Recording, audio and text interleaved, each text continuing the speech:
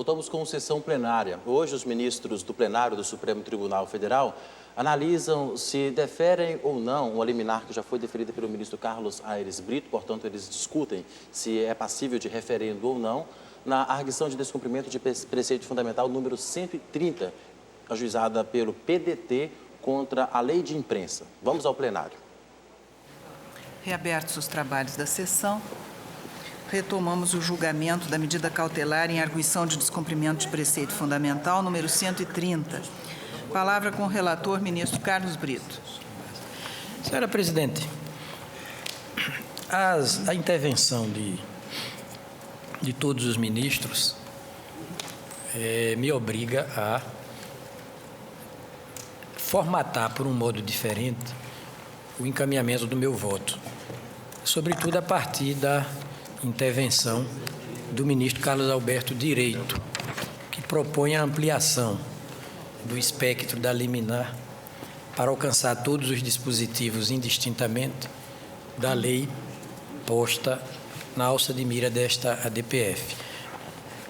Mas me preocupando com a operacionalidade da nossa decisão, eu encaminho a votação no sentido da suspensão de todos os dispositivos da lei de imprensa figurantes da minha liminar, no sentido de que os processos instaurados com base nesses dispositivos e as decisões sem trânsito em julgado, tomadas com base nesses mesmos dispositivos figurantes do meu voto, ficam suspensos, fica tudo suspenso, por esse prazo de que falam os ministros Celso de Mello e Gilmar Mendes, de 6 meses. De maneira que, se houver processo em andamento, instaurado em andamento, com base, por exemplo, no Código Civil, no Código Penal, em outra legislação, é evidente que esses processos não estarão alcançados pela nossa decisão. Nesse prazo máximo de 6 meses, já colheremos as informações das autoridades requeridas, o parecer da Procuradoria-Geral da República, do Procurador-Geral da República, do Advogado-Geral da União, e eu poderei, já na linha do voto do ministro Carlos Alberto Direito, fazer uma análise de cada um de todos os dispositivos da lei de imprensa, indicando, a meu sentir, as consequências da cassação de eficácia deles. Claro que será um trabalho bem maior, mas eu me disponho a isso devido à importância do julgamento e à estatura constitucional dos temas aqui versados. É como proponho. Eu vou colher os votos a partir dessa nova... Pois não, ministro? Você me permite? Pois não. Eu faria uma proposta adicional, mais ou menos na mesma linha do ministro Carlos Brito, uma proposta adicional. Vou dizer por quê. Porque a fórmula de suspender processos e suspender decisões acarretam problemas graves. Primeiro, o problema não são apenas os processos pendentes que são atingidos, mas também eventuais processos futuros. Na verdade, o objeto da suspensão, da eficácia suspensiva, é a vigência das normas. Essas normas é que ficam com a vigência suspensa. Os processos não podem ser suspensos porque o juiz pode aplicar ele com base no belíssimo princípio iura nelfit curia, ele pode aplicar as normas, conforme o caso, do Código Civil ou do Código Penal, ou as duas, se for a hipótese. Em segundo lugar, não é possível suspender tampouco as decisões, porque se elas não transitam em julgado, elas estão ainda sujeitas a recurso, onde se pode discutir a aplicabilidade de outra norma, a norma substitutiva. De modo que a minha proposta é referendar a decisão do ministro Carlos Brito com o seguinte teor: suspendendo a vigência dos dispositivos indicados. Pura e simplesmente, suspendendo a vigência das normas ou dispositivos invocados. Eu creio que é esse o sentido da proposição do ministro Carlos Brito. Do artigo 5º permite a liminar, poderá consistir na determinação de que juízes e tribunais suspendam o andamento do processo ou os efeitos de decisões judiciais ou de qualquer outra medida que apresente relação com a matéria objeto da arguição do Sim, ministro, mas isso quando não haja aplicabilidade de normas alternativas como a do Código Civil e do Código Penal. Neste caso, impediria de a hipótese ser apreciada. Mas em relação a decisões já tomadas, exatamente, em relação às decisões já tomadas, em que foram aplicados esses dispositivos... Também está suspensa a vigência. Está suspensa a vigência. Isso Sim, mas então está está suspenso também o efeito da decisão. Não, sim, mas está suspensa a vigência. sentido. A suspensão da vigência apanha tudo que não foi Não, mas objeto de coisa julgada. Que não transitou em julgado. Não transitou em julgado. É claro, tanto é que essa expressão não, quer dizer, não abrange do trânsito em julgado, tanto é que depois aqui no artigo, salvo engano, 10...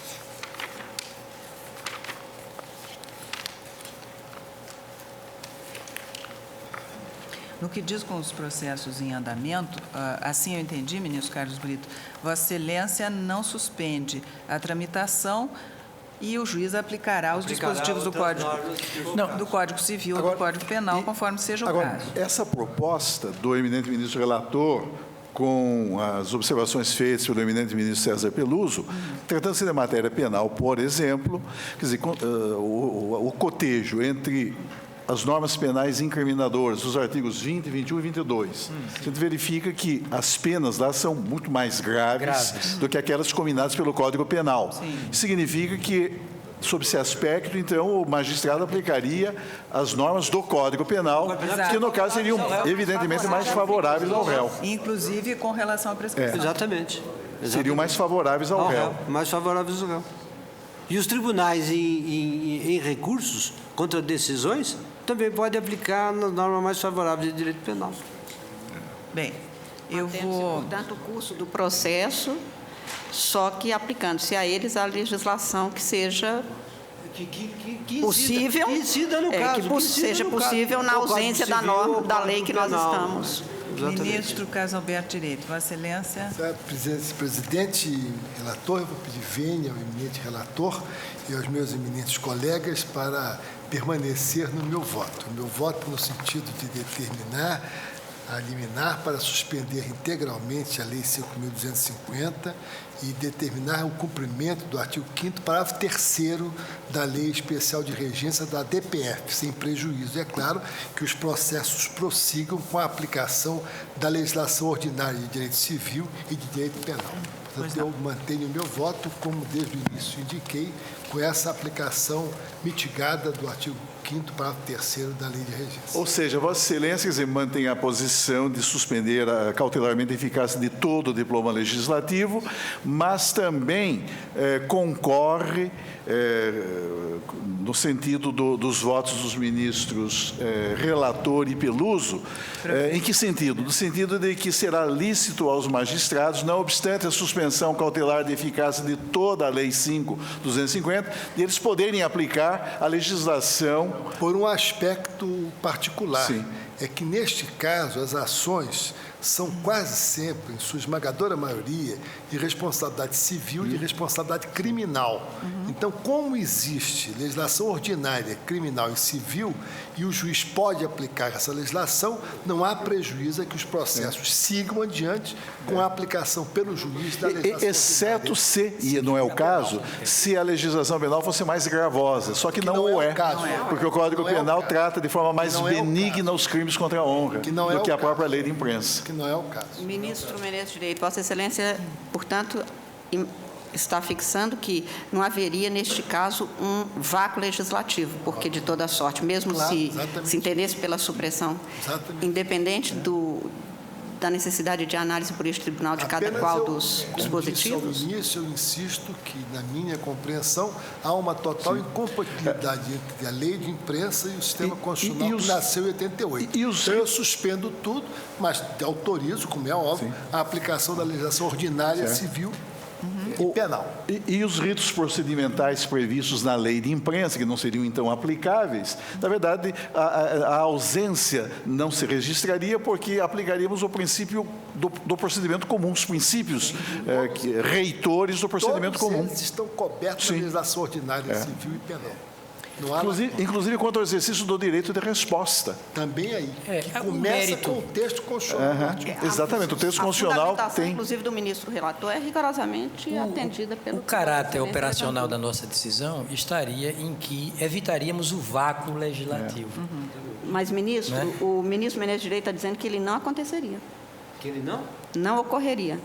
Não, Porque, não, como para toda afirmar- legislação civil e Para penal, afirmar que não ocorreria vácuo legislativo com a proposta total de cassação de eficácia da lei de imprensa, eu teria que fazer uma leitura de dispositivo por dispositivo. Talvez, A se totalidade. o ministro presidente permitir, a divergência seja só esta. É que Vossa Excelência vai guardar para um segundo momento Exatamente. a apreciação integral da lei. Integral e na da lei. minha concepção, diversamente, que já a examinei, mesmo porque fui juiz de segundo grau na Justiça Comum Ordinária, não haverá vácuo nenhum do ponto de vista legislativo, porque toda a disciplina da lei de imprensa, na matéria de responsabilidade civil e penal, está coberta pela legislação ordinária. O único vácuo, como disse o ministro Celso e o ministro Gilmar, procedimental, poderia ser quanto ao direito de resposta, que está no capítulo 4º. Todavia, Mas também aí tem aqui não resposta na haveria, Constituição. porque há respaldo constitucional e respaldo na legislação ordinária. Por essa razão, enxergando essa incompatibilidade, é que eu, desde logo, defiro a liminar Defere para integralmente. esse efeito. Ministra Carmen Lúcia. Presidente, eu, em que pese ter todas as razões para considerar que há uma plausibilidade jurídica de tudo quanto exposto brilhantemente pelo ministro Menezes Direito e que, aliás, em grande parte foi exposto pelo nobre relator e é o que se contém no meu voto, cuja íntegra vou deixar de ler porque examinei os dispositivos que o eminente relator tinha submetido a referendo, examinei cada um rigorosamente com a Constituição, o que seria extremamente, já foi objeto de alguns debates, por isso vou deixar o voto à Secretaria, e de toda sorte tinha razões para considerar que, à primeira vista, me parece mesmo que há uma incompatibilidade entre a chamada lei de imprensa e a Constituição, que não permite realmente que se tenha. Mas, de toda sorte, como não foi examinado aqui cada um dos dispositivos, para se saber a consequência, e aí em nome do que o ministro Gilmar levantou, de uma segurança jurídica, que eu acho que beneficia de toda sorte a todos, e como os processos ficam suspensos, ou as normas ficam suspensas de tal forma que não haverá prosseguimento com base nessa legislação, eu vou manter a conclusão do meu voto, pedindo vênia para o ministro Menezes Direito, para referendar a decisão do ministro relator. Saliento só, ministro Menezes Direito, que só para Vossa Excelência ter uma ideia de como são comuns que, aliás, não há nenhuma desavença também com o que foi dito, que eu dei início ao meu voto fazendo uma citação de Rui Barbosa num discurso do Senado de 1914, no qual ele dizia, aspas, se não estou entre os mais valentes dos advogados da liberdade de imprensa, estou entre os mais sinceros e os mais francos, os mais leais e desinteressados, os mais refletidos e mais radicais. Sou pela liberdade total da imprensa, pela sua liberdade absoluta, pela sua liberdade sem outros limites que os de direito comum, como disse Vossa Excelência, os do Código Penal e os da Constituição em vigor. E ele diz, a Constituição Imperial não queria a imprensa menos livre, e se o Império não se temeu dessa liberdade, vergonha será que a República não tolere. Mas, extremado adepto como sou da liberdade, sem outras restrições para a imprensa, nunca me senti mais honrado que agora ao estar ao seu lado, porque nunca a vi mais digna, mais valorosa, mais útil, nunca a encontrei mais cheia de inteligência, de espírito e de civismo, nunca lhe senti melhor a importância, os benefícios e a necessidade. A ela, a exclusividade, se deve o não ser hoje o Brasil, em toda a sua extensão, um vasto charco de lama. E eu fiz um levantamento de todas as constituições brasileiras no meu voto, a não ser a de 37, a partir de 67, as constituições, desde a do Império, garantiram a liberdade de imprensa. Veja, Vossa Excelência, que os países desenvolvidos não têm lei de imprensa. E nem por Chamei isso, atenção. nem o jornalista, nem o cidadão ficam desamparados do direito posto. Veja-se no ponto a experiência constitucional norte-americana a partir da emenda 1, que compõe o Bill of Rights. Exatamente. E que estabelece que o Congresso shall not. O Congresso não editará lei. Por isso Mas é exatamente o que se contém, ministro Celso de Mello, na Constituição Brasileira de 88. É exatamente o que se contém, daí porque eu me encaminhava.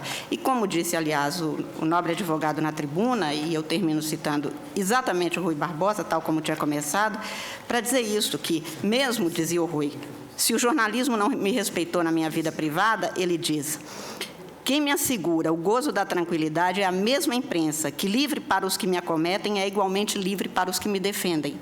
Não há, portanto, outra forma de a liberdade sempre prevalecer, senão com a liberdade total, que garante que os excessos são acomatados exatamente pelas virtudes de uma imprensa livre.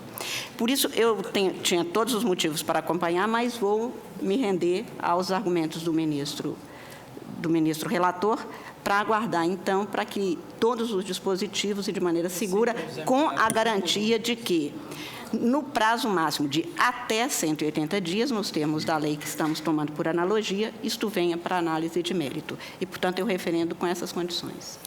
Ministro Ricardo Lewandowski. Senhor presidente, eu queria inicialmente afirmar que concordo integralmente com as afirmativas do eminente ministro Carlos Brito, do eminente ministro Carlos Direito, no que diz respeito à importância da mais ampla liberdade de imprensa para o regime democrático. Não há nenhuma dúvida quanto a isso, pelo menos no que me diz respeito.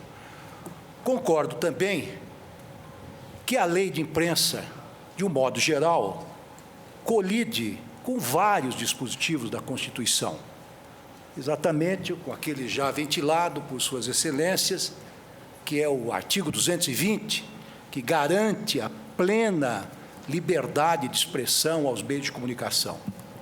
Mas não fosse isso, eu entendo que a lei de imprensa, numa primeira análise, conflita com os princípios basilares da Constituição, que estão esculpidos no artigo 1º, que correspondem ao princípio democrático, ao princípio republicano, que, juntamente com o princípio federativo, constituem o tripé axiológico sobre o qual se assenta a nossa Carta Magna. Mas eu entendo, senhor presidente, que, neste momento processual, nesta fase, por cautela, seria prudente que nós nos ativéssemos, pelo menos entendo eu assim, a proposta inicialmente formulada pelo eminente ministro Carlos Brito, porque existem na lei de imprensa, também numa leitura perfunctória desse texto legal, alguns dispositivos que são inegavelmente benéficos aos jornalistas, como, por exemplo, o prazo decadencial, apenas para citar um exemplo. De outra parte, também, esse texto que, ora, se combate, traz não apenas normas de caráter material ou substantivo, normas de caráter processual, que podem ser perfeitamente substituídos, como bem colocou o eminente ministro Carlos Alberto Direito, pela legislação ordinária que trata do tema, penal e civil. Mas quero crer também, isso foi apontado por alguns colegas, eu também tive a oportunidade de mostrar aqui, embora com os esclarecimentos feitos pelo eminente ministro Celso de Mello, que existem certas normas de caráter claramente administrativo. Então, num primeiro momento, por prudência, atenho-me à proposta feita pelo eminente ministro Carlos Brito, referendando a sua proposta para suspender apenas aqueles artigos indigitados. Essa proposta foi, digamos assim, circunscrita por uma nova sugestão que foi feita pelo ministro César Peluso, que é de que não se suspendam os processos, mas sim os efeitos das normas. E eu adiro perfeitamente a essa proposta, como também adiro à sugestão feita pelo eminente ministro Gilmar Mendes, de que o mérito dessa DPF deva ser apreciado no prazo de 6 meses. Então, é como voto, senhor presidente, pedindo vênias ao eminente ministro Carlos Alberto Direito. Ministro Eros Grau. Senhora presidente, eu vou pedir vênia ao ministro relator e aos que o acompanharam, mas eu entendo, tal como ficou muito claro, nítido, no voto do ministro Carlos Alberto Menezes Direito, que há uma incompatibilidade entre qualquer lei de imprensa e a democracia. Essa lei faz parte do chamado entulho autoritário, não é por isso que ela é incompatível. Ela é incompatível porque os seus preceitos não convivem com os princípios da Constituição de 1988. Eu diria que para os excessos se encontra a resposta no que remanesce na normatividade democrática. Acompanho também, vou acompanhar, portanto, o ministro Carlos Alberto Direito e acompanho também de bom grado a proposta de suspensão de vigência de todas essas normas, tal como feita pelo ministro César Peluso. É o voto. Ministro César Peluso. Senhor presidente, eu também, de certo modo, já adiantei meu ponto de vista e, brevemente, acho que estamos todos aqui de acordo em que nenhuma lei pode garrotear a imprensa, estamos observando. Mas há normas aqui, pelo menos num primeiro exame, que, primeiro, não interfere diretamente na liberdade de imprensa e, aliás, garantem alguns outros direitos importantes, como, por exemplo, o problema de preservação de provas. Só para, além daquele que o ministro Gilmar Mendes já se referiu, nós temos um problema de preservação de prova no artigo 58. A suspensão da vigência desse dispositivo, por exemplo, obrigaria as partes a não ficarem sem prova, a recorrer a processos cautelares, né, processos preventivos, isto é, multiplicar as causas. Então, eu acho que o mais conveniente a esta altura é realmente confirmar a liminar do eminente ministro relator, com aquele esclarecimento a que já me referi, de que se trata de suspensão da vigência das referidas normas. É como voto, senhor presidente, com devido respeito, o ministro Carlos Alberto e o ministro Eros Grau. Ministro Gilmar Mendes. Senhor presidente, também eu acompanho a manifestação do eminente relator.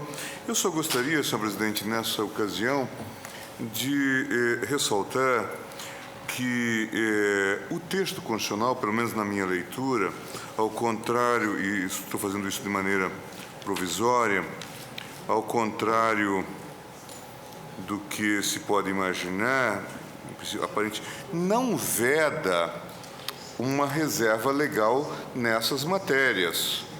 E uma leitura cuidadosa do artigo 220, parágrafo 1º, diz: nenhuma lei conterá dispositivo que possa constituir embaraço à plena liberdade de informação jornalística em qualquer veículo de comunicação social, observado o disposto no artigo 5º, inciso 4º, 5º, 10, 13 e 14.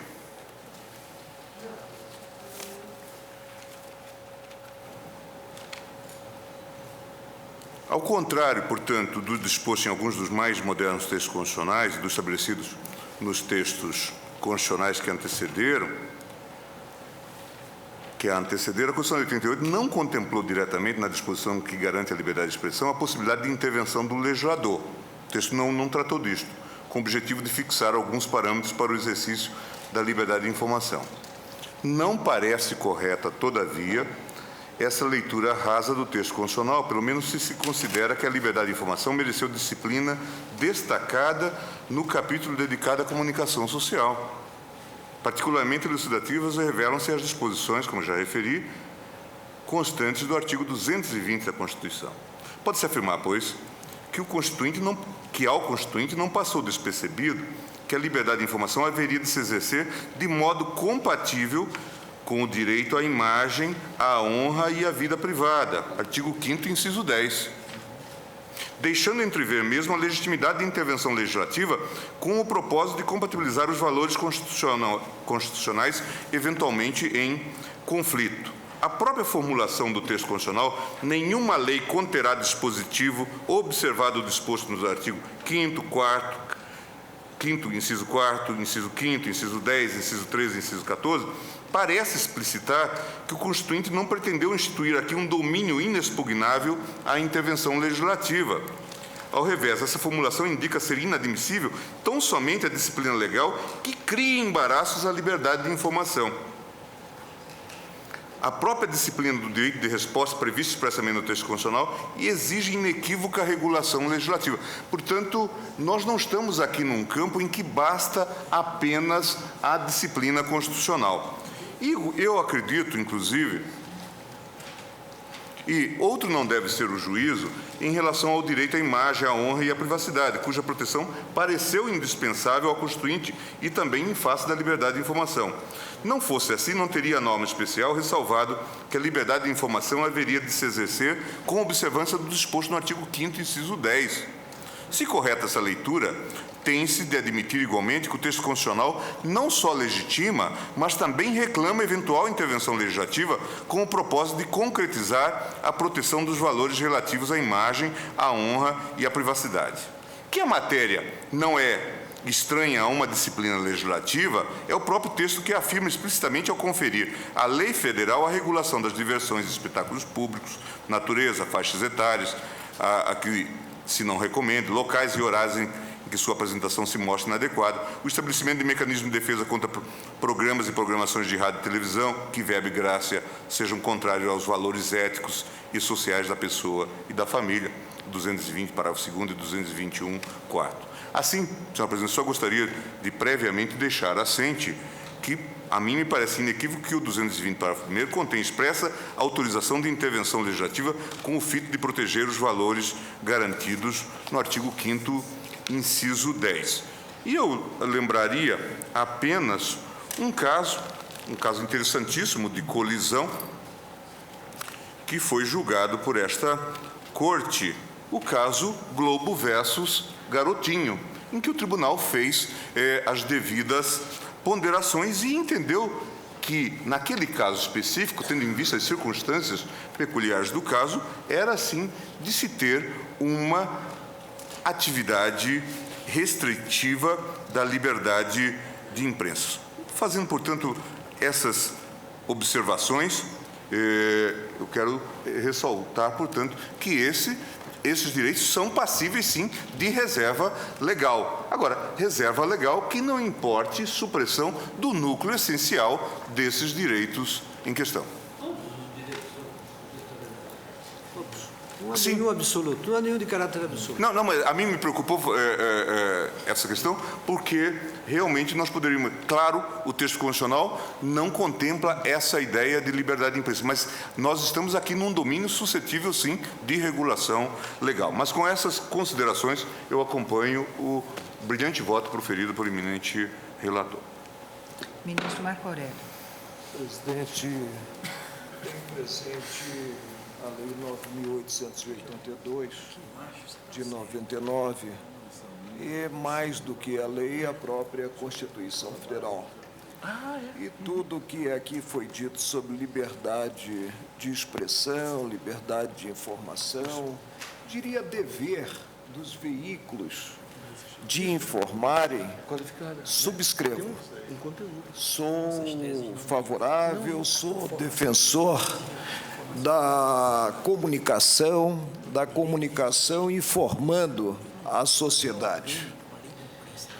Tenho presente a Lei 9.882 e não posso deixar de registrar, porque me preocupa a quadra vivida e a potencialização da atuação do relator, a mercê até mesmo do disposto no artigo 557 do Código de Processo Civil, que essa lei é categórica ao prever que compete ao colegiado, e se tem enaltecido aqui muito a atuação em colegiado, por decisão da maioria absoluta dos membros, deferir pedido liminar na arguição de descumprimento de preceito fundamental.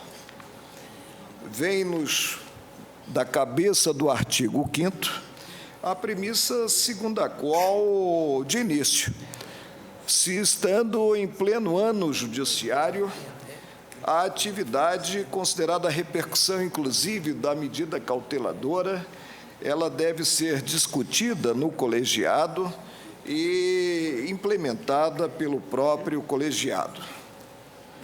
É certo que o parágrafo 1º preceitua que, em caso de, é leitura que faço, não estou inserindo qualquer advérbio de modo, qualquer atuação de integrantes do Superior Tribunal de Justiça se dera no campo judicante sem alcançar a ofensa à honra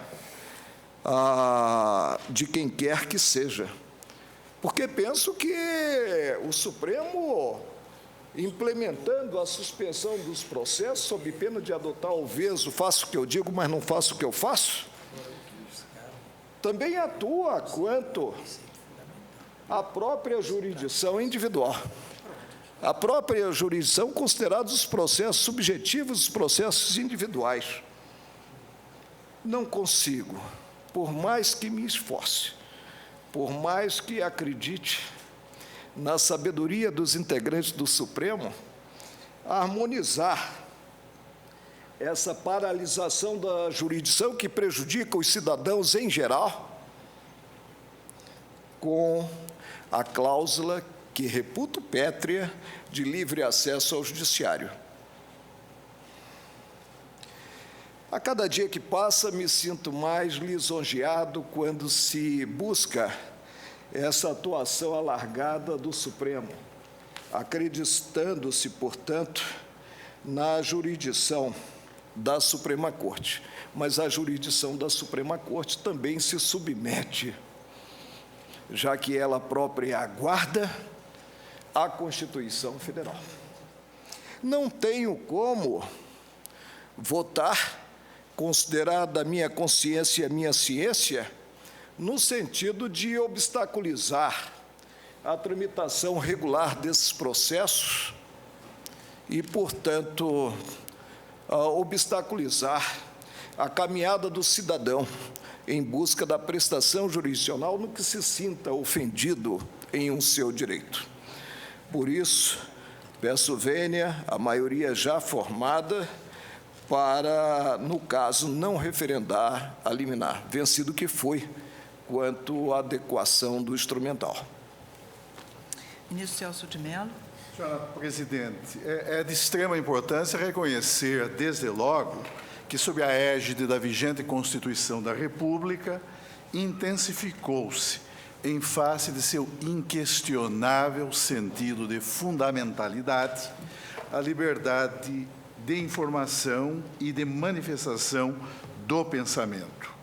A Constituição da República dispõe, em seu artigo 220, parágrafos 1º e 2º, que nenhuma lei conterá dispositivo que possa constituir embaraço à plena liberdade de informação jornalística em qualquer veículo de comunicação social, observado o disposto no artigo 5º, incisos 4º, 5º, 10º, 13º e 14º. E o parágrafo 2º, que prescreve ser vedada toda e qualquer censura de natureza política, ideológica e artística. Todos sabemos, e eu já tive o ensejo de salientar em decisão proferida na petição 3.486 de DF, a que se referiu o eminente ministro Carlos Alberto Menezes Direito, o exercício concreto pelos profissionais da imprensa, da liberdade de expressão, cujo fundamento reside no próprio texto da Constituição da República, assegura ao jornalista o direito de expender crítica ainda que desfavorável e exposta em tom contundente contra quaisquer pessoas ou autoridades. E ninguém ignora que, no contexto de uma sociedade como a nossa, fundada em bases essencialmente democráticas, mostra-se intolerável a repressão estatal ao pensamento, ainda mais quando a crítica, por mais dura que seja, revele-se inspirada pelo interesse público e decorra da prática legítima de uma liberdade pública de extração eminentemente constitucional. A liberdade de imprensa, enquanto projeção da liberdade de manifestação do pensamento e de comunicação, reveste-se de conteúdo abrangente, por compreender, dentre outras prerrogativas relevantes que lhe são inerentes, o direito de informar, o direito de buscar a informação, o direito de opinar e o direito de criticar. A crítica jornalística traduz direito impregnado de qualificação constitucional plenamente oponível aos que exercem qualquer parcela de autoridade no âmbito do Estado, pois o interesse social, fundado na necessidade de preservação dos limites ético-jurídicos que devem pautar a prática da função pública, sobrepõe-se a eventuais suscetibilidades que possam revelar os detentores do poder. E uma vez dela ausente o animus injuriandi vel diffamandi, a crítica que os meios de comunicação social dirigem às pessoas públicas, especialmente às autoridades e aos agentes do Estado, por mais dura e veemente que possa ser, deixa de sofrer, quanto ao seu concreto exercício, as limitações externas que ordinariamente resultam dos direitos da personalidade. É certo que o direito de crítica não assume caráter absoluto, uma vez que inexistem em nosso sistema constitucional, como reiteradamente proclamado por esta Corte, direitos e garantias revestidos de natureza absoluta. O próprio direito à vida, nos termos da Constituição, sofre derrogação explícita quando a Constituição da República permite seja a vida suprimida em tempo de guerra externa, mediante imposição e execução da própria pena de morte. Agora, não é menos exato afirmar-se que o direito de crítica encontra suporte legitimador no pluralismo político, que representa um dos fundamentos em que se apoia constitucionalmente o próprio Estado Democrático de Direito, conforme resulta do artigo 1º, inciso 5º da Lei Fundamental. Na realidade, o reconhecimento da legitimidade do direito de crítica, e tal como sucede no ordenamento jurídico brasileiro, qualifica-se, como dizem os autores, como pressuposto do sistema democrático, constituindo-se, por efeito de sua natureza mesma, em verdadeira garantia institucional da opinião pública. Daí a observação feita por Vidal Serrano Nunes Júnior, quando cuida da proteção constitucional da informação e o direito à crítica jornalística. O direito de crítica, em nenhuma circunstância, é ilimitável, porém adquire um caráter preferencial desde que a crítica veiculada se refira a assunto de interesse geral ou que tenha relevância pública e guarde pertinência com o objeto da notícia, pois tais aspectos é que fazem a importância da crítica na formação da opinião pública.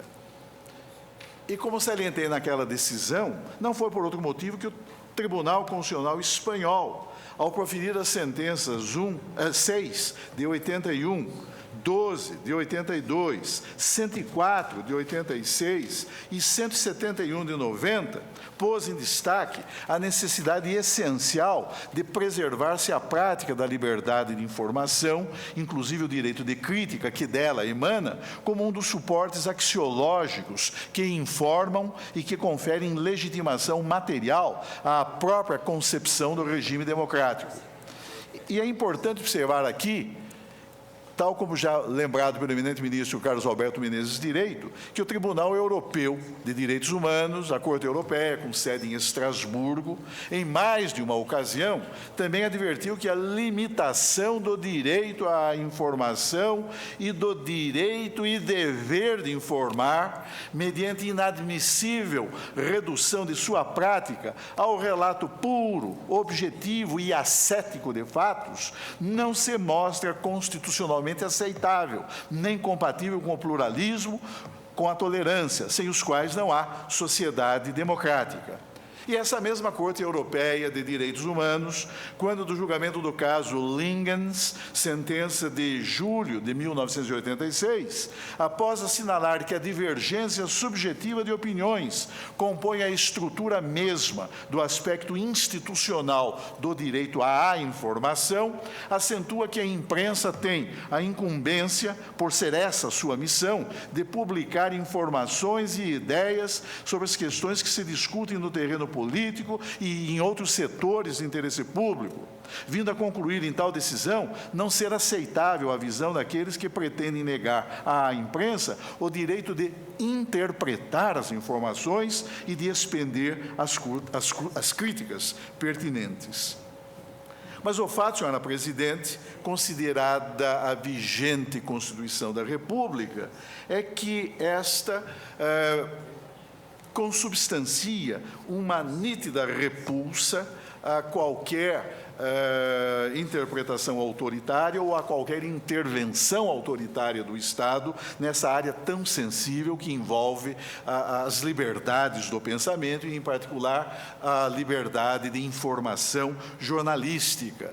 E é preciso verificar também que a liberdade de informação jornalística ela é bifronte. Ela, na verdade, tem dois destinatários. De um lado, o próprio profissional da imprensa, que tem o direito e dever de informar. E, de outro lado, o cidadão, que tem o direito de ser informado. Por isso, quando se fala em liberdade de imprensa, não se pode, na verdade, reduzir a questão a uma dimensão estritamente corporativa, não. Ao contrário, a essencialidade dessa liberdade pública é tal que envolve o exercício de direitos básicos e o respeito a valores essenciais que concernem a toda a coletividade e a toda a cidadania.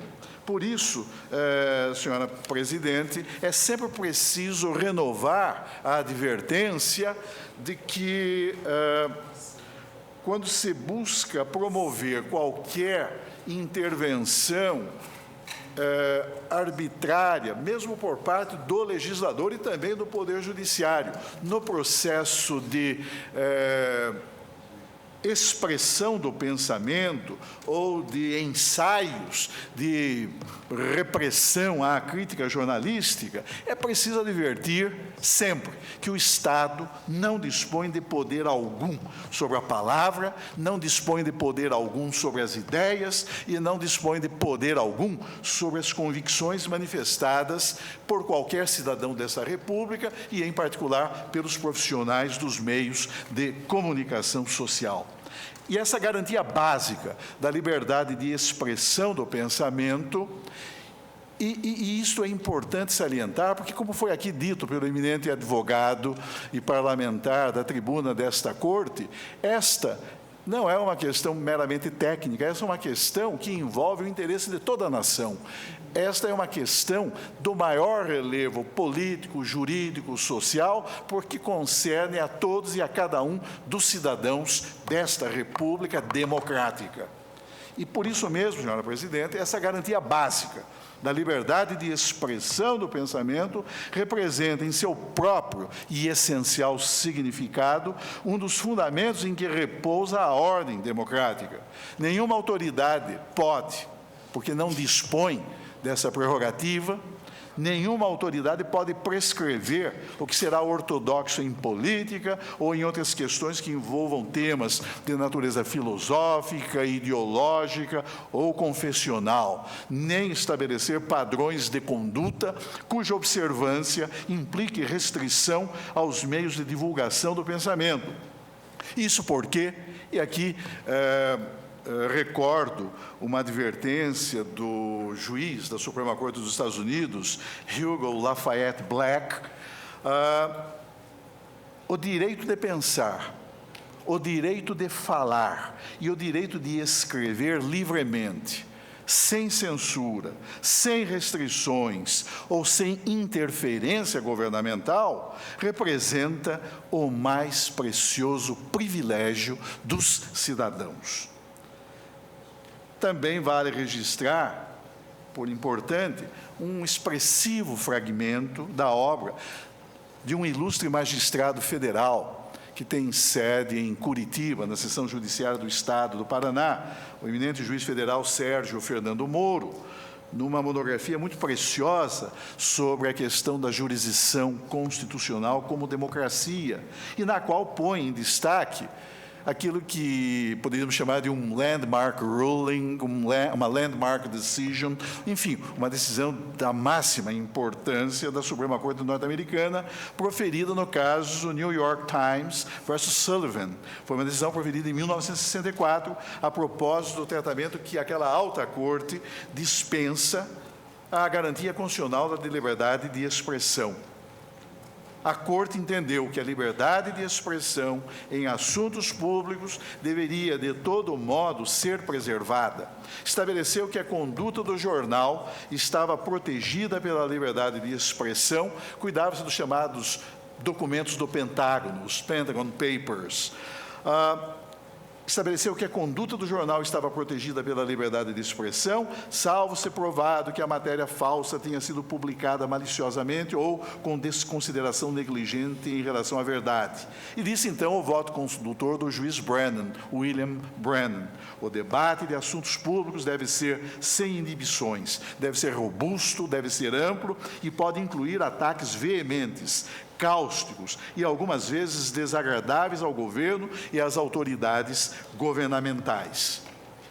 O fato, senhora Presidente, é que a Constituição da República, embora garanta o exercício da liberdade de informação jornalística, impõe, no entanto, como aqui foi lembrado e agora, pelo eminente ministro Gilmar Mendes, quando reputa legítima a intervenção legislativa com apoio no próprio texto da Constituição da República, nesse domínio. Mas a Constituição da República, embora garanta o exercício dessa liberdade jornalística, impõe um requisito legitimador de sua prática, qual seja a necessária observância de parâmetros, dentre os quais avultam, por seu relevo, os direitos da personalidade, expressamente referidos no próprio texto da Constituição, no parágrafo 1º do artigo 220, cabendo ao Poder Judiciário, aí sim, em cada situação ocorrente, em face de cada caso concreto, mediante ponderada avaliação das prerrogativas constitucionais em conflito e em relação de antagonismo, de um lado, o direito de informar, e, de outro lado, os direitos da personalidade, definir em cada situação específica, uma vez configurado esse contexto de tensão dialética, a liberdade que deve prevalecer no caso concreto. Esta Corte tem precedentes vários a respeito desta matéria, envolvendo precisamente a questão do exercício em situação de conflito da liberdade de informação jornalística e da pretensão à preservação da integridade dos direitos da personalidade. Importante salientar, por isso mesmo, que a superação desses antagonismos existentes entre princípios constitucionais, como aqueles que concernem à liberdade de informação, que, repita-se, não se reveste de caráter absoluto, de um lado, e à preservação da honra, de outro, há de resultar da utilização pelo Poder Judiciário de critérios que lhe permitam ponderar e avaliar, em função de determinado contexto e sob uma perspectiva axiológica concreta, qual deva ser o direito a preponderar no caso, considerada a situação de conflito ocorrente, desde que a utilização do método da ponderação de bens e interesses não importe em esvaziamento do conteúdo essencial dos direitos fundamentais, tal como adverte o magistério da doutrina. E cabe reconhecer que os direitos da personalidade personalidade, como aqueles pertinentes à incolumidade da honra e à preservação da dignidade pessoal dos seres humanos, representam limitações constitucionais externas à liberdade de expressão, verdadeiros contrapesos à liberdade de informação, que não pode e não deve ser exercida de modo abusivo, mesmo porque a garantia constitucional subjacente à liberdade de informação não afasta, por efeito do que determina a própria Constituição da República, o direito do lesado à indenização por danos materiais, morais ou à própria imagem. A própria Carta Política, depois de garantir o exercício da liberdade de informação jornalística, impõe-lhe parâmetros, dentre os quais avulta o necessário respeito aos direitos da personalidade, cuja observância não pode ser desconsiderada pelos órgãos de comunicação social, tal como expressamente determina o texto constitucional, artigo 220, parágrafo 1º, cabendo ao Poder Judiciário, nessas situações, mediante ponderada avaliação das prerrogativas constitucionais em conflito, definir exatamente em cada situação qual liberdade deva prevalecer. Faço algumas considerações aqui, senhora presidente, sobre esse tema que já mereceu apreciação por parte do Supremo Tribunal Federal, que já considerou não recebidos determinados artigos da lei de imprensa, porque absolutamente incompatíveis com a vigente ordem constitucional. Nós dissemos, por exemplo, que não subsistem, por incompatibilidade material com a Constituição da República, as normas inscritas no artigo 52, que define o regime de indenização tarifada, e no artigo 56, que estabelece o prazo decadencial de 3 meses para ajuizamento da ação de indenização por dano moral, ambos da lei de imprensa.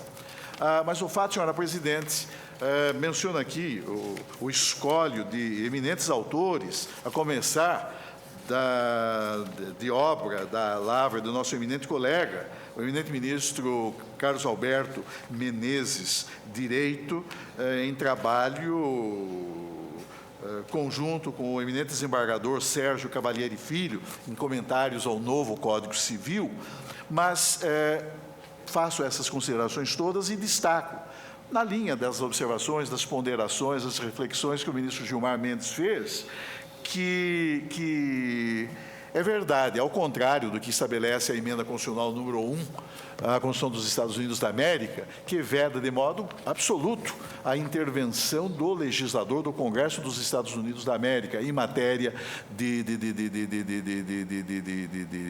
liberdade de informação. A Constituição do Brasil admite, no parágrafo 1º do artigo 220, que o legislador possa, sim, dispor sobre essa matéria, na medida em que elenca uma série de temas que poderão merecer a intervenção normativa do legislador. Mas esse aspecto que merece alguma reflexão, especialmente por quê? Porque a decisão do ministro Carlos Brito também suspende cautelarmente a eficácia de determinados preceitos inscritos na Lei 5.250 de 67 e que poderiam ser eventualmente invocados, se já não o forem diversos processos judiciais instaurados nesse país, por aqueles que se sentiram moralmente ofendidos, moralmente agravados por suposto exercício abusivo da liberdade de imprensa. Mas eu rememoro nesse ponto, já concluindo o meu voto, senhora presidente, uma passagem, um fragmento de uma obra do eminente desembargador Sérgio Cavalieri Filho, quando observa que ninguém questiona que a Constituição garante o direito de livre expressão à atividade intelectual, artística, científica e de comunicação, independentemente de censura ou licença. Essa mesma Constituição, todavia, logo no inciso 10 do seu artigo 5º, dispõe que são invioláveis a intimidade, a vida privada, a honra e a imagem das pessoas, assegurado o direito à indenização pelo dano material ou moral decorrente de sua violação. Isso evidencia que, na temática pertinente aos direitos e garantias fundamentais, esses dois princípios constitucionais se confrontam. e devem ser conciliados. É tarefa do intérprete encontrar o ponto de equilíbrio entre princípios constitucionais em aparente conflito, porquanto, em face do princípio da unidade constitucional, a Constituição não pode estar em conflito consigo mesma, não obstante a diversidade de normas e princípios que contém.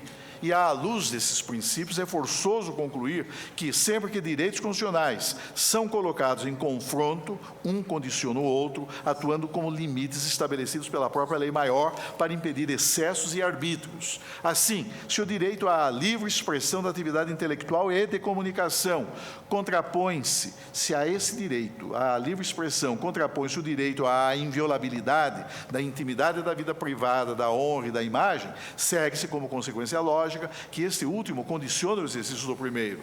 Os nossos melhores constitucionalistas, baseados na jurisprudência do Tribunal Constitucional Federal alemão, indicam o princípio da proporcionalidade como sendo o meio mais adequado para se solucionarem eventuais conflitos entre a liberdade de comunicação e os direitos da personalidade. Ensinam que, embora não se deva atribuir primazia absoluta a um ou a outro princípio ou direito, é curioso que na jurisprudência da Suprema Corte Americana, a liberdade de informação é qualificada como um preferred right, como um direito de caráter preferencial que se superpõe a outros. Mas, de qualquer maneira, ensinam esses nossos constitucionalistas, o nosso eminente colega, o ministro Gilmar Mendes, que, embora não se deva atribuir primazia absoluta a um ou a outro princípio ou direito no processo de ponderação desenvolvido para a solução do conflito, o direito de noticiar há de ceder espaço sempre que o seu exercício importar sacrifício da intimidade, da honra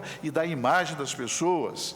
O Constituinte brasileiro não concebeu a liberdade de expressão como direito absoluto, na medida em que estabeleceu que o exercício dessa liberdade deve se fazer com observância do disposto na Constituição, consoante seu artigo 220, parte final. E mais expressiva ainda, como aqui relembrado no voto do eminente ministro Gilmar Mendes, é a norma inscrita no parágrafo 1º do artigo 220 da Constituição da República, ao subordinar expressamente o exercício da liberdade jornalística à observância do disposto no artigo 5º, incisos 4º, 5º, 10º, 13 e 14. Temos aqui, diz o eminente desembargador Cavalieri, e também em lição que é exposta pelo eminente ministro Gilmar Mendes, temos aqui uma verdadeira reserva legal qualificada, também aqui aludiu o eminente ministro Menezes Direito em seu voto, uma reserva legal qualificada que autoriza o estabelecimento de restrição à liberdade de imprensa com vistas a preservar outros direitos individuais, não menos significativos como os direitos de personalidade em geral. Do contrário, não haveria razão para que a própria Constituição se referisse aos princípios contidos nos incisos acima citados como limites imanentes ao exercício da liberdade de imprensa. A proposta do eminente ministro Carlos Alberto Menezes Direito tem um sentido de radicalidade, como já acentuei anteriormente, porque envolve a suspensão cautelar de eficácia de todo o diploma legislativo, ao contrário da decisão proferida pelo eminente ministro relator, o eminente ministro Carlos Brito, que suspende, em caráter liminar, a execução e a aplicabilidade de determinados preceitos legais. Senhora Presidente, é claro que essa é uma questão que merecerá, em momento oportuno, uma reflexão mais aprofundada por parte dessa Suprema Corte, e esse também é um tema que se propõe à consideração do Congresso Nacional e que principia por uma indagação. Deveria o Estado brasileiro ter uma lei de imprensa? Essa é uma questão básica. Claro que não nos compete responder a essa indagação. Vossa Excelência, pois não? Muito rapidamente. A minha intervenção e a do ministro Carlos Alberto Direito, quero crer, foi no sentido de que o texto constitucional brasileiro, incorporador evidente dos princípios mais excelsos, é incompatível com uma lei orgânica, uma lei de imprensa. Agora, topicamente, das diversas passagens do capítulo constitucional devotado à comunicação social, há espaço, sim, para legiferação, mas sempre por um modo tópico, pontual, monotemático. E me parece que o ministro Carlos Alberto Direito também pensa assim.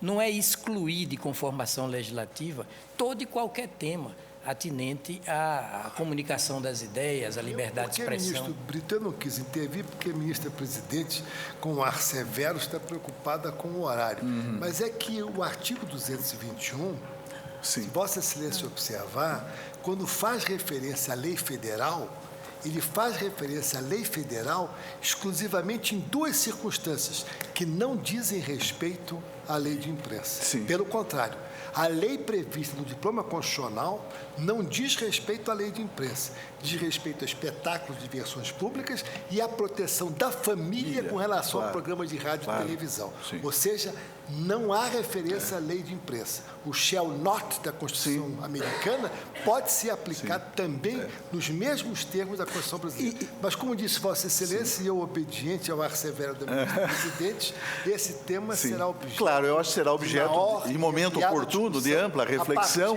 e decisão por parte dessa Suprema Corte. Eu acho que é realmente importante, não é, discutir-se a possibilidade constitucional de existir, no âmbito do Estado brasileiro, uma lei de imprensa, ou simplesmente estabelecer-se que eventuais abusos no exercício da liberdade de manifestação do pensamento serão passíveis de questionamento pelas vias ordinárias, aplicando-se o direito comum, direito civil, direito penal e as pertinentes normas de direito processual, sem qualquer tratamento seletivo, sem qualquer tratamento que estabeleça um mecanismo de diferenciação, como resulta da lei de imprensa, que veda. Isto é realmente uma anomalia, um absurdo, mas justificável, não sob o meu ângulo de vista, mas justificável no momento histórico em que se editou essa regra, quando vigorava no nosso país um regime arbitrário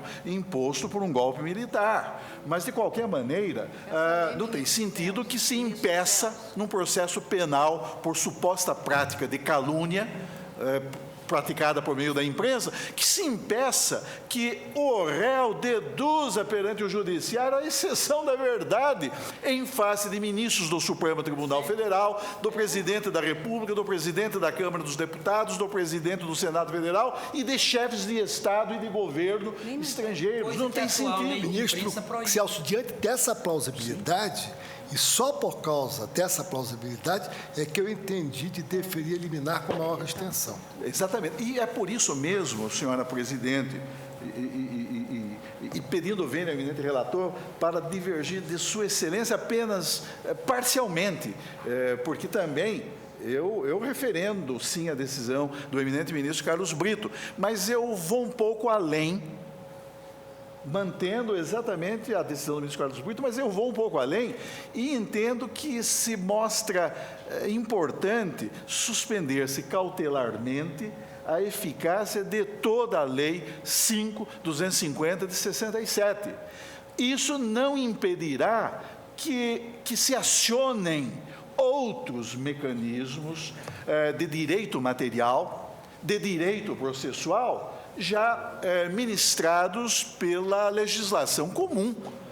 Aí está o Código Civil brasileiro, aí está o Código Penal e também os estatutos processuais, sem qualquer probabilidade de frustração de direitos. Aplique-se o rito procedimental peculiar ao procedimento comum. O direito de resposta, que tem extração constitucional, que tem fundamento explícito na Constituição da República, não será frustrado quanto ao seu exercício. Simplesmente bastará que a parte lesada invoque deduz a pretensão perante o Poder Judiciário sob a disciplina ritual estabelecida pelo Código de Processo Civil. A questão da interpelação criminal com base no famoso artigo 25 da Lei de Imprensa, que dá o prazo de 48 horas para aquele que é interpelado responder ou não e esclarecer ou não qual foi a sua intenção. Nós temos aí o artigo 144 do Código Penal brasileiro, que tem o mesmo conteúdo material e representa um instrumento de natureza cautelar, tanto quanto a interpelação judicial fundada no artigo 25.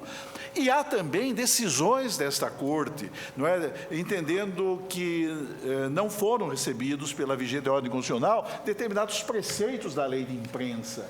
Por isso, senhora presidente, considerando a proposta ainda formulada pelo eminente ministro Gilmar Mendes, no sentido de que se aplique, por analogia, ao procedimento da arguição de descumprimento do preceito fundamental, a regra própria da ação declaratória de constitucionalidade, que estabelece e impõe eficácia temporal limitada aos provimentos cautelares emanados dessa Corte em sede de fiscalização abstrata, eu entendo que a proposta do ministro Gilmar Mendes, estabelecendo um limite temporal de 180 dias para a vigência e eficácia deste provimento cautelar, entendo que ela se harmoniza perfeitamente com o voto do eminente ministro Carlos Alberto Menezes Direito, que propõe a suspensão integral da Lei 5.250, não havendo possibilidade para qualquer tipo de dúvida, especialmente depois das intervenções esclarecedoras do eminente relator, do eminente ministro César Peluso e também do próprio ministro Gilmar Mendes, quando esclareceram que será lícito, porque parece-me que o voto do ministro Carlos Alberto Menezes Direito acompanha suas excelências nesse ponto, será lícito aos magistrados em geral, aos tribunais, o prosseguimento desses processos, embora não com a aplicação das normas inscritas na Lei de Imprensa, mas sim nas normas constantes e que se acham consubstanciadas no texto da legislação comum, do direito do Código Civil, do Código Penal e dos códigos de processo civil e de processo penal. Assim, senhora presidente, com essas considerações e ressaltando, não é, a importância do voto proferido pelo eminente ministro relator numa matéria impregnada de tanta importância, de tão relevante significado, e louvando Sua Excelência pela forma ágil com que julgou essa questão e a trouxe ao conhecimento do plenário dessa Suprema Corte, referendo, sim, a decisão monocrática de Sua Excelência, mas eu, acompanhando nesse ponto o voto do ministro Menezes Direito, eu vou além para estender essa suspensão cautelar a totalidade da Lei 5.250 de 67. Pois bem, o meu voto convênia dos colegas, especialmente do ministro Marco Aurélio, dos ministros Menezes Direito, Eros Grau e Celso de Mello, é para acompanhar o relator ao deferir a liminar apenas naqueles dispositivos referidos por Sua Excelência.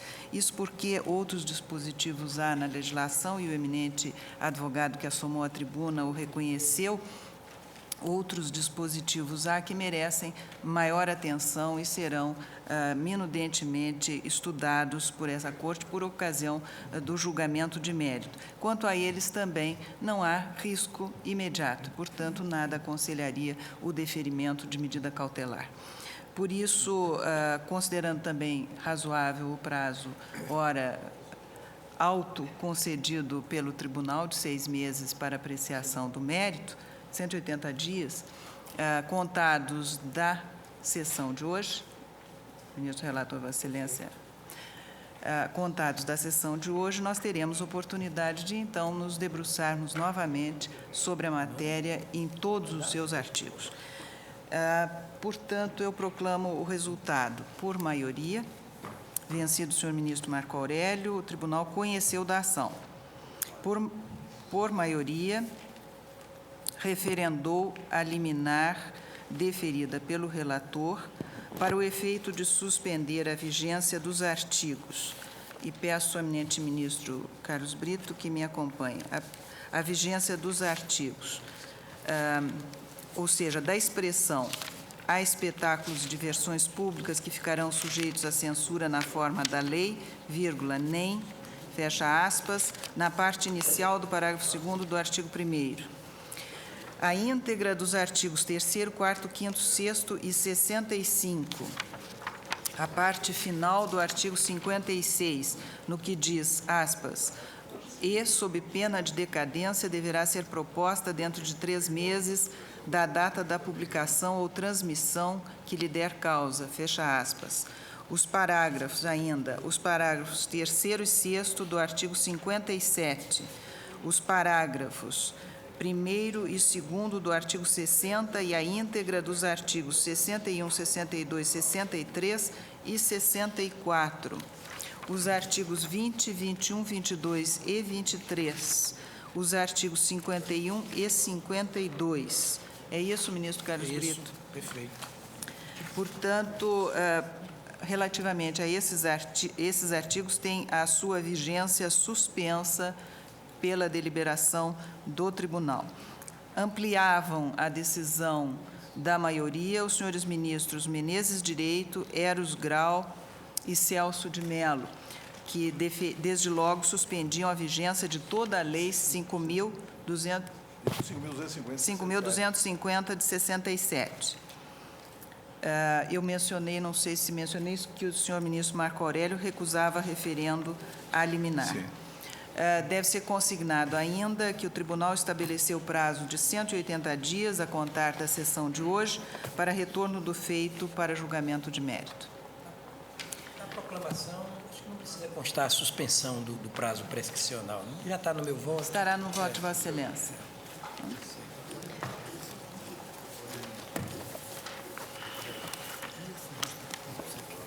Senhores ministros, eu ainda vou aproveitar alguns minutos de sessão. Presidente, só para um lembrete.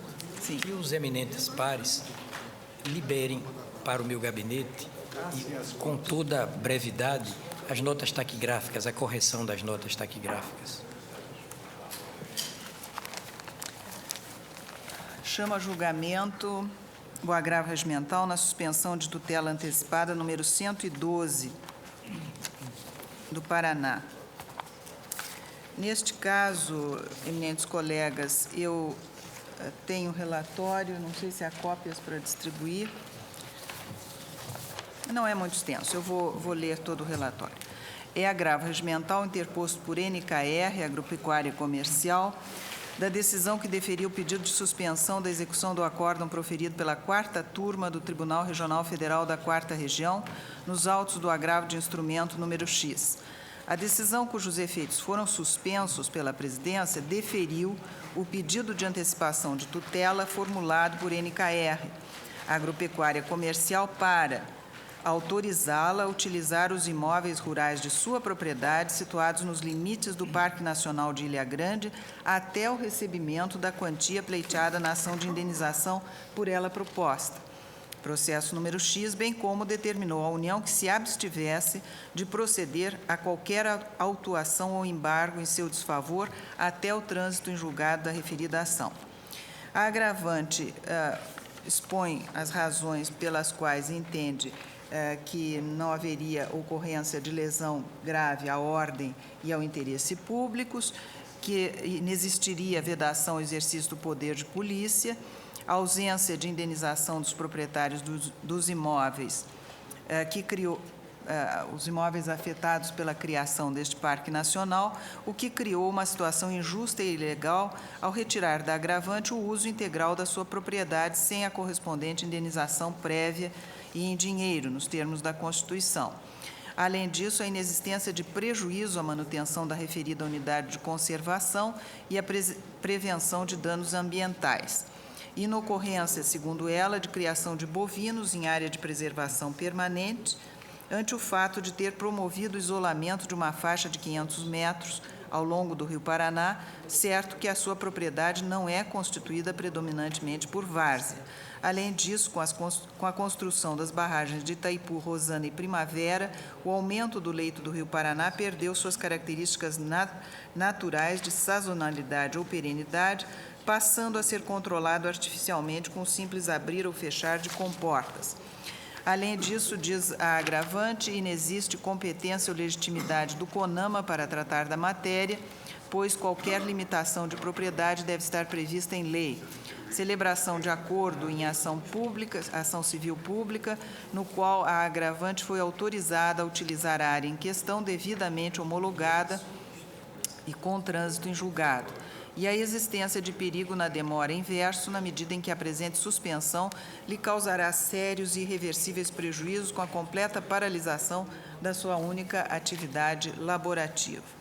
Esse é o relatório. O voto é o seguinte: a decisão agravada, segundo penso, não merece reforma, porque está devidamente demonstrada a grave lesão à ordem pública, considerada em termos de ordem administrativa, pois a decisão impugnada no presente pedido de suspensão impede a administração de exercer o seu legítimo poder de polícia, na medida em que determinou que a União se abstivesse de proceder a qualquer autuação ou embargo em desfavor da hora agravante, até o trânsito em julgado da referida ação de indenização.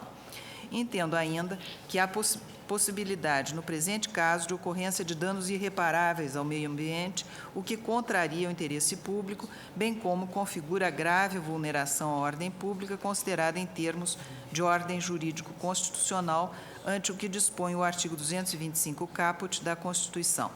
Além disso, a decisão impugnada no presente pedido, ao autorizar a referida empresa a utilizar os imóveis rurais de sua propriedade situados dentro do Parque Nacional da Ilha Grande, até que se dê o recebimento da quantia pleiteada na ação de indenização, prejudica a manutenção da referida unidade de conservação e a prevenção de potenciais danos ambientais que, em última análise, garantem o direito fundamental de todos a um meio ambiente ecologicamente equilibrado. Ressalte-se, por fim, que os argumentos deduzidos pela agravante no sentido da ocorrência de afronta ao artigo 5º, inciso 24 e 54 da Constituição e da existência do seu direito à prévia indenização por desapropriação não podem ser aqui sopesados nem apreciados, porque dizem respeito ao mérito da ação sob procedimento ordinário. Não cabe, em pedido de suspensão, a análise com profundidade e extensão da matéria de mérito analisada na origem. É a citação que faço de decisão do ministro Maurício Correia, na suspensão de segurança 1918. Por todas essas razões, nego provimento ao agravo. Ministro Menezes Direito, ministra Carmen Lúcia, ministro Lewandowski, ministro Eros Grau, ministro Carlos Brito, ministro César Peluso, Celso Peluso, César Peluso, ministro Gilmar Mendes, ministro Marco Aurélio. Presidente, retorno à tecla que acionei no julgamento anterior para revelar meu convencimento de que, tanto quanto possível, não devemos atuar com queima de etapas, muito menos atuar sem o estabelecimento do contraditório. Quando passei pela presidência, fui muito rigoroso quanto a pleitos do poder público de suspensão de decisões prolatadas, quer pela primeira instância, quer por tribunais. Sempre ressaltei que se está diante de um instrumental que não diz respeito ao tratamento igualitário das partes, porque apenas beneficia o poder público e que, portanto, deve ser visto com certas reservas. Acostumei-me na presidência considerar essa mola mestra do devido processo, que é o contraditório, a ouvir, antes de qualquer pronunciamento com eficácia maior, o beneficiário da decisão alvo do pleito de suspensão. O que temos na espécie? Temos um pronunciamento que não se fez no campo monocrático. Temos um pronunciamento que ocorreu mediante interposição de agravo de instrumento ante uma decisão interlocutória do juízo. Temos um pronunciamento que foi sopesado por integrantes de colegiado que gozam da presunção de uma maior experiência. Temos um pronunciamento verificado após trabalho de material contido no processo. E esse pronunciamento, a meu ver, homenageou um dado que é importante em um Estado de Direito, que é a propriedade. Preservou uma situação constituída até vir a lume a sentença condenatória a indenizar considerado o cesseio dessa mesma, o cesseio quanto à utilização dessa mesma propriedade. Não vejo, com a devida vênia, situação excepcional, e diria mesmo excepcionalíssima, a autorizar, portanto, a citada queima de etapas e a atuação per salto do próprio Supremo mediante esse instrumento, cuja constitucionalidade, para mim, é duvidosa, que é um instrumento colocado à disposição apenas de uma das partes, apenas do poder público. Distingo o interesse público primário do interesse público secundário. Para mim, o interesse público primário, ele diz respeito aos cidadãos em geral, enquanto o interesse público secundário, sei que alguns não conseguem aceitar essa distinção, né? Está ligado à administração, aos interesses da administração propriamente dita, considerado o governo reinante. Por isso, eu peço vênia a Vossa Excelência para prover o agravo. Ministro Celso de Mello. Peço vênia para acompanhar o voto da Vossa Excelência, senhora presidente. Proclamo o resultado. O tribunal, por maioria, negou provimento ao agravo, vencido o ministro Marco Aurélio, que lhe dá provimento. Senhores ministros, peço licença para ainda trazer, em conjunto, 9 agravos regimentais em suspensão de segurança.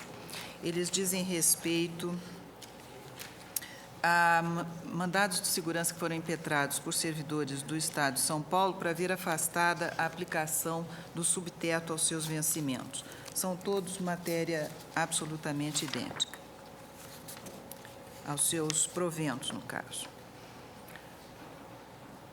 Os agravantes sustentam, em síntese, o que segue: inexistência de ofensa ao artigo 37(11) da Constituição, com a redação da emenda 41, porque no mandado de segurança em apreço foram devidamente reconhecidos o direito adquirido e a garantia da irredutibilidade. A inocorrência de grave lesão à economia pública, tendo em vista o notório caráter alimentar dos proventos dos servidores. A ausência da fumaça do bom direito, necessária para deferimento do presente pedido de contracautela, tendo em vista que o plenário do Supremo Tribunal Federal, com fundamento no princípio da irredutibilidade, afastou o redutor imposto pela emenda constitucional 41 ao julgar o mandado de segurança 24.875, relator Sepúlveda pertence. A ocorrência de afronta ao princípio da igualdade, na medida em que o Estado de São Paulo vem cumprindo sentenças prolatadas em casos análogos ao presente.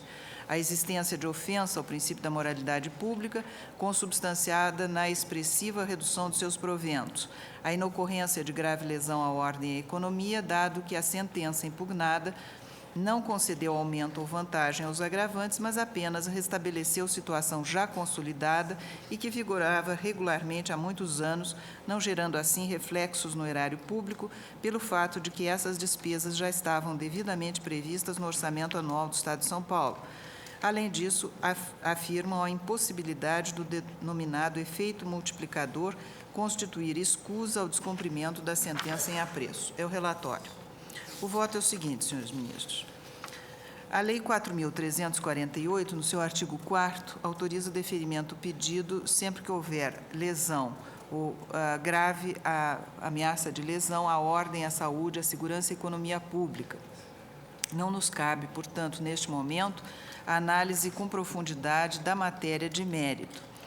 Eu consignei na decisão agravada que entendo que se encontra devidamente demonstrada a grave lesão à ordem pública, assim considerada em termos de ordem jurídico-constitucional, pois a decisão em apreço impede, em princípio, a aplicação de regra constitucional, artigo 3711 da Constituição.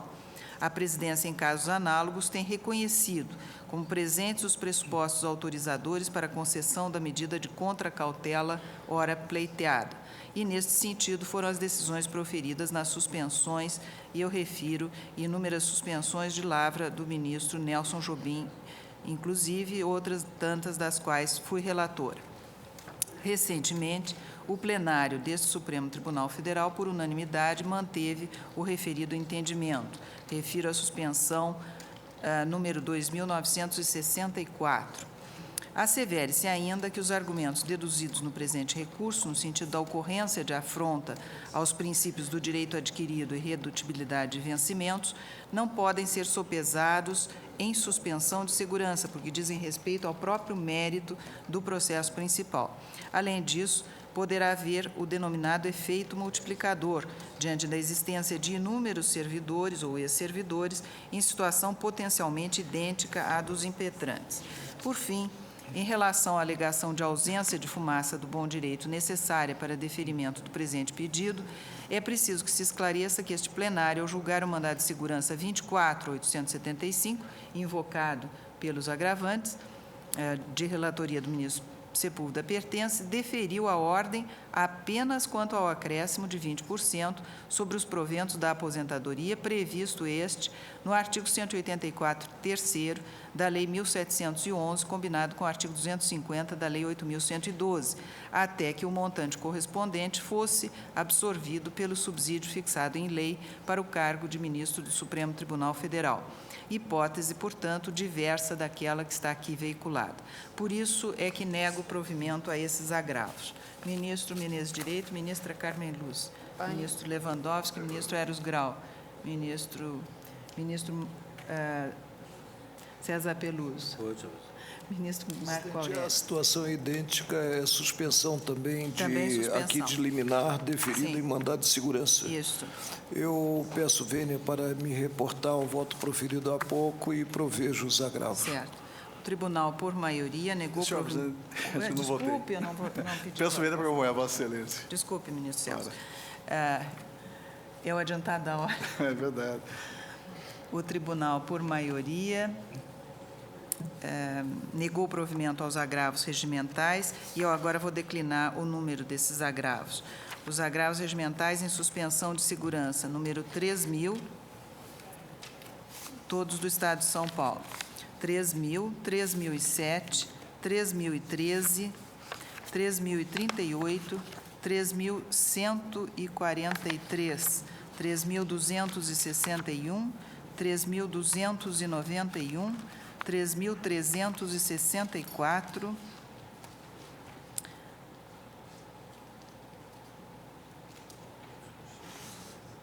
é isso.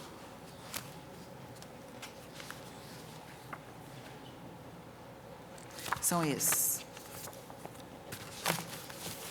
Taquigrafia colheu todos? Colheu todos os números? Mas eu retirei um. São esses que eu citei os números. Pegou todos os números? Tá bem.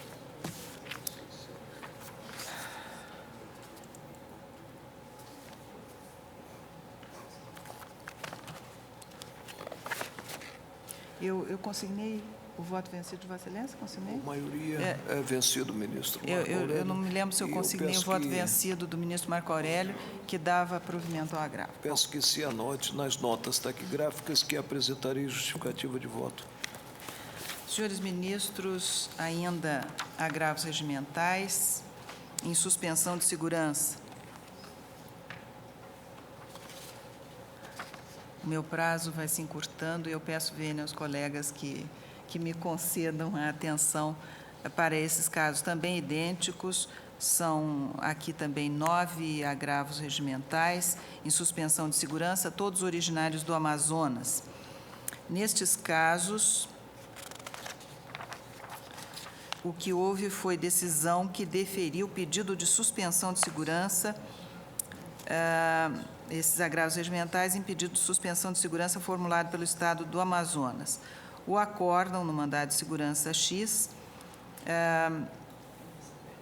foi suspenso por esta presidência e este acórdão impedia a aplicação do teto remuneratório previsto no decreto estadual número 24022, na emenda constitucional 41, determinando o imediato pagamento, no caso aos impetrantes, servidores públicos estaduais daquele estado, do valor integral do prêmio anual de produtividade. As agravantes sustentam, em síntese, que esse prêmio anual de produtividade não consubstancia contra a prestação pecuniária, de modo que não compõe em caráter permanente e fixo a remuneração dos cargos efetivos dos servidores fazendários. Além disso, inaplicável a vedação contida no artigo 5º, parágrafo único da Lei 4348 de 64, uma vez que, no presente caso, se objetiva apenas a exclusão do abate-teto do prêmio anual de produtividade. Além disso, afirmam violação aos princípios constitucionais do direito adquirido e irredutibilidade de vencimentos, dado que a verba foi devidamente incorporada ao seu patrimônio jurídico. Este é o relatório. O voto é o seguinte. Digo que mantenho a decisão, negando provimento ao agravo, porque a agravante não logrou infirmar nem ilidir os fundamentos adotados pela presidência. Com efeito, o Estado requerente demonstrou de forma inequívoca, segundo me parece, a situação configuradora da grave lesão à ordem pública, considerada em termos de ordem jurídico-constitucional, na medida em que a execução do acórdão impugnado, em princípio, obsta a aplicação da regra incerta no artigo 37, inciso 11 da Constituição, integrante do conjunto normativo estabelecido pela Emenda Constitucional 41. Verifico estar configurada também a ocorrência de grave lesão à economia pública, pois as despesas em questão comprometem a execução orçamentária estadual, ainda mais se considerado o provável efeito multiplicador advindo do ajuizamento de inúmeras demandas com idênticos pedido e causa de pedir. Finalmente, assevere-se que as discussões acerca da natureza jurídica da verba denominada Prêmio Anual de Produtividade, se ela é indenizatória ou remuneratória, bem como da existência de direito adquirido e ocorrência de afronta ao princípio da irredutibilidade de vencimentos, não podem ser aqui sopesadas, porque dizem respeito ao mérito da causa principal. Não cabe, na suspensão de segurança, examinar estas questões. Por isso, eu nego o provimento ao agravo. Ministro Menezes Direito, ministra Carmen Lúcia, ministro Lewandowski, ministro Eros Grau, ministro César Peluso, ministro Carlos Brito, ministro Gilmar, ministro Marco Aurélio fará a mesma. Certo. Meu voto proferido e provejo o agravo. Está certo. Ministro Celso. Também eu, senhora presidente. Acompanho Vossa Excelência. Proclamo o resultado. O tribunal, por maioria, negou o provimento aos agravos, vencido o ministro Marco Aurélio, que lhes dava provimento. Eu vou agora anunciar o número. Agravos regimentais em suspensão de segurança, todos originários do Amazonas, número 3.069, 3.124, 3.160, 3.165, 3.174, 3.196, 3.240, 3.485. Pegou todos? Senhores ministros, senhora ministra, está encerrada a sessão. Bom, encerrada a sessão deste dia 27 de fevereiro, vamos fazer aqui um breve resumo dos processos julgados nessa segunda parte da sessão que você acabou de assistir. Como você observou, hoje os ministros tomaram bastante parte do tempo analisando aí a liminar que foi concedida pelo ministro Carlos Aires Brito na arguição de descumprimento de preceito fundamental número 130.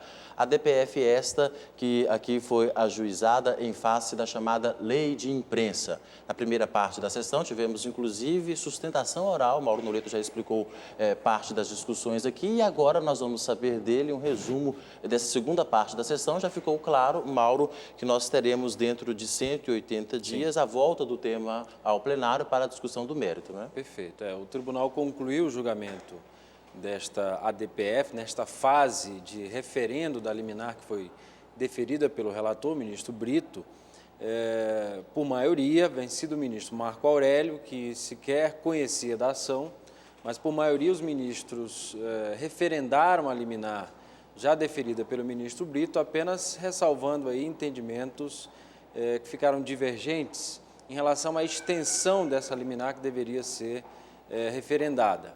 O ministro Carlos Alberto Menezes Direito abriu uma certa divergência no plenário ao estender a liminar para todos os dispositivos da lei de imprensa. O ministro Brito havia deferido a liminar para suspender os efeitos de alguns dispositivos que ele enumerou dessa chamada lei de imprensa.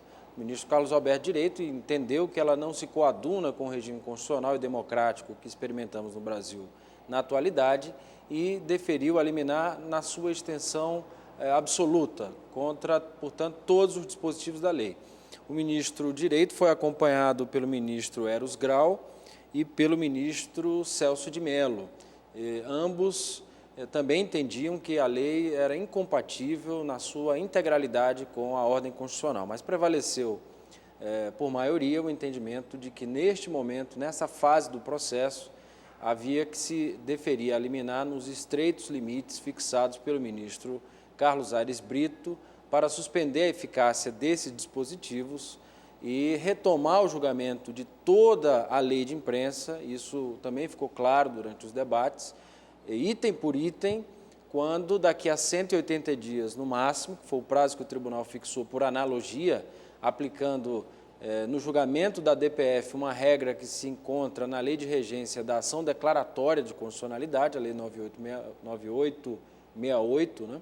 Esse prazo de 180 dias para que o tribunal retome a apreciação agora da integralidade da lei de imprensa em face da Constituição Federal.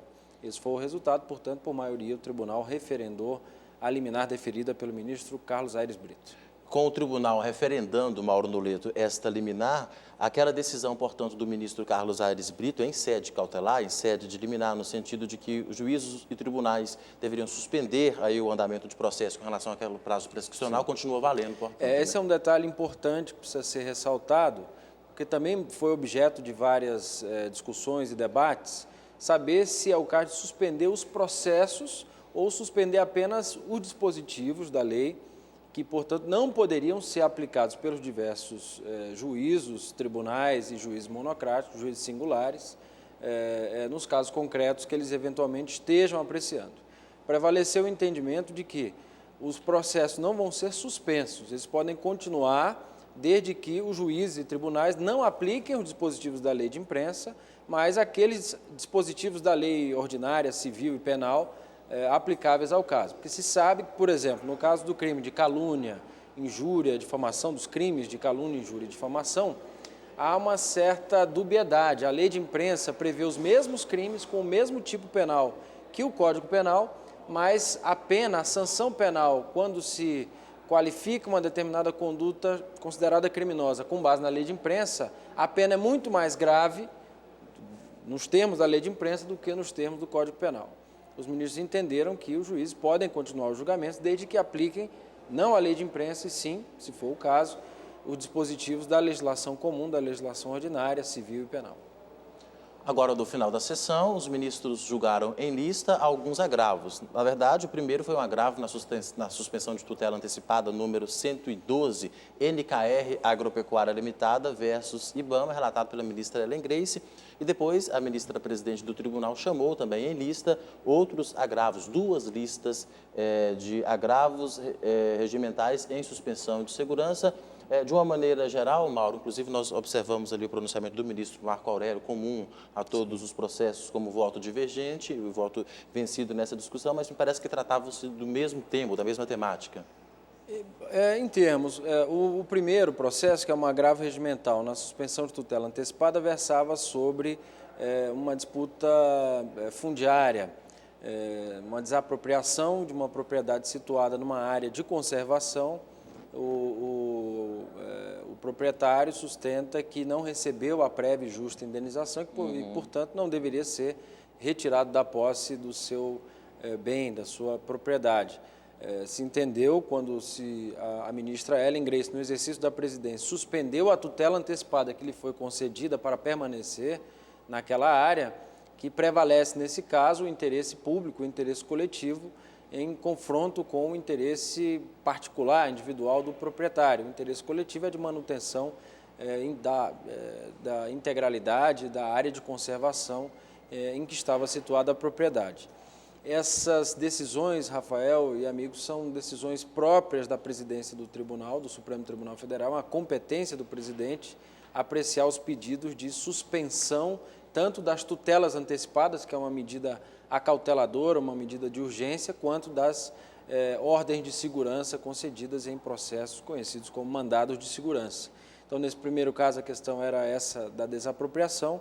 Nos outros dois casos, aí sim, eram casos similares, são 9 agravos regimentais em suspensão de segurança, em mandados de segurança movidos por servidores do Estado de São Paulo para afastar da incidência de seus proventos da inatividade o chamado subteto remuneratório que foi imposto pela recente reforma constitucional. Também, nesse caso, a ministra Ellen Grace havia suspendido monocraticamente a segurança concedida e, contra a sua decisão monocrática, foi interposto o presente agravo regimental. Na verdade, 9 agravos regimentais. A decisão, assim como no primeiro caso, foi de negar provimento ao agravo regimental, aos agravos regimentais, vencido, como você mesmo lembrou, o ministro Marco Aurélio, que tem uma posição muito pessoal sobre essa competência do Supremo Tribunal, que para ele deve ser exercida com bastante cautela, considerando o fato de que é uma prerrogativa, muitas vezes, do próprio poder público, pedir ao Supremo que suspenda seguranças ou tutelas antecipadas concedidas aos cidadãos. A mesma decisão, negar-se provimento ao agravo, foi proferida na segunda série, de agravos regimentais. Aqui tratava-se também de teto remuneratório, mas de servidores do Estado do Amazonas.